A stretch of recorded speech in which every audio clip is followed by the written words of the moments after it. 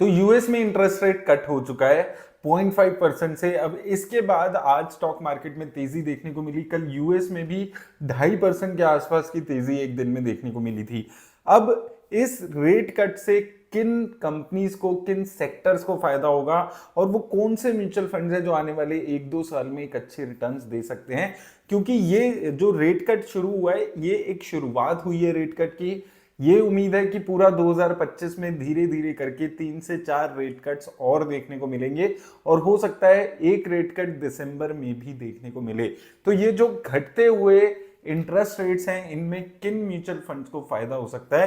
तो सबसे पहले जो हमने बात की थी बैंकिंग सेक्टर, बैंकिंग सेक्टर को एक सीधा सीधा फायदा यहां पर होने वाला है। इंटरेस्ट रेट कम होंगे, मार्जिन अच्छे होंगे बैंकिंग सेक्टर के, और बैंकिंग सेक्टर में अभी परफॉर्मेंस भी काफी खराब दिखाई है। यहां पर अगर आप देखेंगे बैंक निफ्टी की बात करते हैं अगर हम, तो यहां पर अगर आप परफॉर्मेंस देखेंगे, प्राइस टू अर्निंग देखेंगे, तो 1 साल 2 साल 3 साल इन तीनों ही लेवल्स पे अगर आप देखेंगे तो एवरेज जो प्राइस टू अर्निंग है उससे नीचे ये जो इंडेक्स है वो चलते हुए नजर आ रहा है। और रिटर्न्स भी अगर आप देखेंगे कुछ खास रिटर्न्स नहीं दिए है।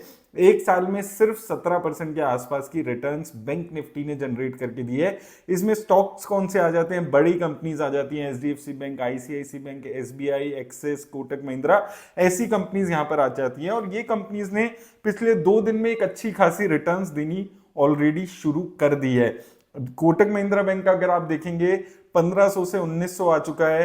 एचडीएफसी बैंक, आईसीआईसी बैंक, ये सभी बैंक्स में अब रिटर्न्स आनी शुरू हो चुकी है। तो मुझे लगता है एक प्राइवेट बैंक्स जो हैं वहां पर एक अच्छी रिटर्न्स आपको देखनी पड़ेगी। तो यहां पर हम अगर बात करें, यहां पर आप इंडेक्स फंड में पैसा लगा सकते हैं जो बैंक निफ्टी के इंडेक्स फंड है, ICICI prudential Nifty bank index fund जैसे यहां पर हम देखते हैं।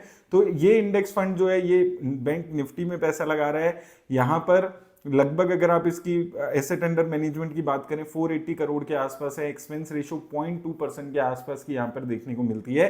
तो ये इंडेक्स फंड है जहां पर आप पैसा लगा सकते हैं। इसके अलावा अगर आपको ईटीएफ के थ्रू यहां पर पैसा लगाना है तो ईटीएफ में भी आप देखेंगे काफी सारे बैंक निफ्टी के, निफ्टी बैंक के ईटीएफ अवेलेबल हैं, जिसमें से निपन इंडिया ईटीएफ आपको दिख जाएगा, कोटक महिंद्रा का ETF, SBI, UTI, ICICI prudential, ये ईटीएफ्स आपको यहां पर दिख जाएंगे।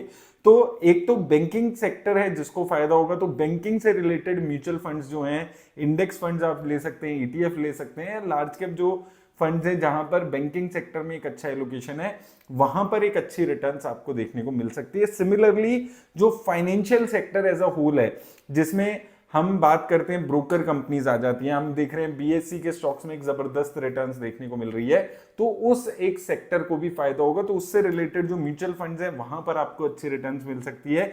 जैसे कि अगर हम यहां पर देखते हैं निफ्टी फाइनेंशियल सर्विसेज का जो सेक्टर है, यहां पर भी आप देखेंगे अभी उस लेवल की परफॉर्मेंस नहीं आई है। एक साल में 21% की ही रिटर्न्स देखने को मिली है। यहां पर भी बैंक्स आ जाएंगे, बैंक्स के अलावा आपको यहां पर फाइनेंस कंपनीज देखने को मिलेगी, एनबीएफसीज आ जाएंगी।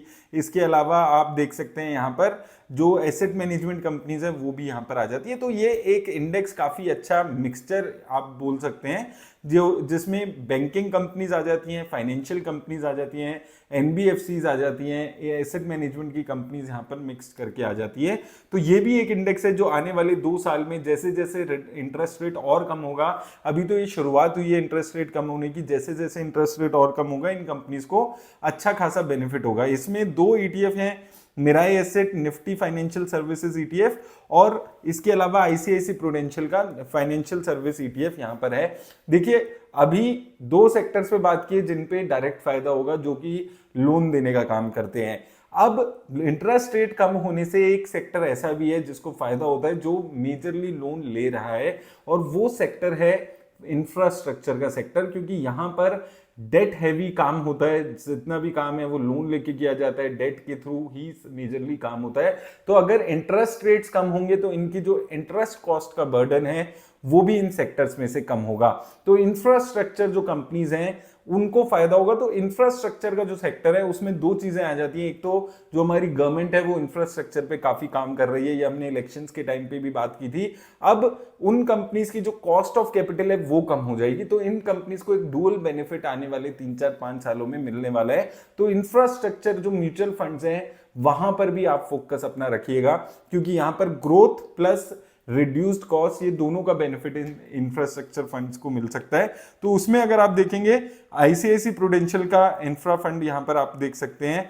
यहां पर अगर हम देखते हैं इंफ्रास्ट्रक्चर फंड आईसीआईसी प्रूडेंशियल का आप देख सकते हैं, इसमें अगर आप देखेंगे एक साल में लगभग 58%, 3 साल में 37%, 5 साल में 33% और 10 सालों में 18% के आसपास की रिटर्न्स यहां पर जनरेट हुई है। Energy, financial, metals, construction sector में मिक्सचर यहां पर आपको देखने को मिलेगा और लगभग 1.18% की यहां पर इसकी एक्सपेंस रेशियो और 6000 करोड़ के आसपास का एसेट अंडर मैनेजमेंट है। एक्सपीरियंस म्यूचुअल फंड है, 11 साल से पुराना म्यूचुअल फंड हो चुका है, अच्छी रिटर्न्स ऑलरेडी दी है, लेकिन यहां से भी पोटेंशियल है क्योंकि बेनिफिट यूएस में रेट कट का इस इंडेक्स को, इस जो इंफ्रास्ट्रक्चर कंपनीज है इसको मिलेगा। सिमिलरली निपन इंडिया का पावर एंड इंफ्रा फंड की अगर हम बात करें, यहां पर भी एक फायदा है। पावर सेक्टर की बात करें या इंफ्रास्ट्रक्चर कंपनीज की बात करें, दोनों ही सेक्टर्स में एक अच्छा बेनिफिट आपको देखने को मिलता है। यहां पर अगर आप देखेंगे L and T, Reliance, NTPC, Kaynes technologies जैसी कंपनी आपको देखने को मिलेगी। कैपिटल गुड्स,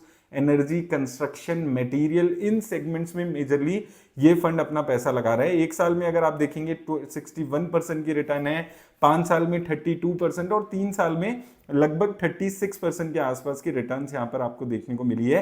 कंपनीज की अगर हम बात करते हैं डिटेल में अगर कुछ, तो यहां पर अगर आप मेजर कंपनीज देखते हैं 39 स्टॉक्स हैं, जिसमें से मेजरली कंपनीज जो अगर आप देखेंगे पावर सेक्टर की है, पावर ग्रिड कंपनी यहां पर container corporation, siemens India, CNT, astral, Indus, ऐसी कंपनीज यहां पर आपको आपके पोर्टफोलियो में देखने को मिलती हैं। तो कंपनीज अच्छी हैं, यहां पर डायरेक्ट बेनिफिट इन कंपनीज को यहां पर मिलने वाला है रेट कट से। तो मेजरली देखिए 3 सेक्टर्स, बैंकिंग सेक्टर को फायदा होगा डायरेक्ट रेट कट से, मार्जिन इंप्रूव होंगे, तो उससे रिलेटेड जो म्यूचुअल फंड्स हैं, इंडेक्स फंड आप चूज कर सकते हैं, ETF आप चूज कर सकते हैं। फाइनेंशियल सेक्टर ओवरऑल फायदा काफी अच्छा होने वाला है, जिसमें फाइनेंशियल कंपनीज यानी कि एनबीएफसी कंपनीज आ गई, बैंकिंग कंपनीज आ गई, इसके अलावा आपकी जो एएमसीज हैं, ब्रोकरेज फर्म्स हैं, ये सारी कंपनीज को एक अच्छा बेनिफिट आपको देखने को मिलेगा। और इसके साथ वो कंपनीज जो कैपिटल हैवी कंपनीज होती हैं, जो बहुत ज्यादा लोन लेकर काम कर रही हैं, जिसमें इंफ्रास्ट्रक्चर, पावर, ये कंपनीज मेजरली यहां पर आती हैं, जो कि काफी लोन लेकर अपना काम कर रही हैं, उनकी कॉस्ट ऑफ कैपिटल काफी कम होगी, इंटरेस्ट रेट कॉस्ट कम होगा और इन कंपनीज को भी काफी अच्छा बेनिफिट मिलेगा। तो ये 3 टाइप के म्यूचुअल फंड्स हैं जो इन रेट कट से एक डायरेक्ट बेनिफिशियरी बनते हुए नजर आ रहे हैं। तो उम्मीद करता हूं आपको हेल्प मिलेगी इस वीडियो से, लेकिन याद रखिएगा कि किसी भी सेक्टर में इन्वेस्ट करते हैं तो अगर सेक्टोरियल आप उसमें जाते हैं तो थोड़ा सा रिस्क जो है वो ज्यादा होता है। तो अगर आप ज्यादा रिस्क लेने वाले इन्वेस्टर्स हैं तो ही आप ऐसे सेक्टोरल फंड्स में इन्वेस्ट करें। और मुझे इन तीनों सेक्टर्स में से बैंकिंग सेक्टर जो लगता है वो काफी अच्छी पोटेंशियल बैंकिंग और फाइनेंशियल सेक्टर में लगती है, क्योंकि अभी 2-3 साल से ऑलरेडी रिटर्न्स इन सेक्टर्स में नहीं देखने को मिली है। वेट हो रहा था कब रेट कट्स आएंगे तो इन सेक्टर्स में रिटर्न्स देखने को मिलेगी। इन सेक्टर में इंडिविजुअल स्टॉक्स पे भी हमने कई बार बात की है, उन स्टॉक्स पे भी यहाँ पर आपको नजर रखनी होगी। उम्मीद करता हूँ आपको हेल्प मिलेगी। धन्यवाद।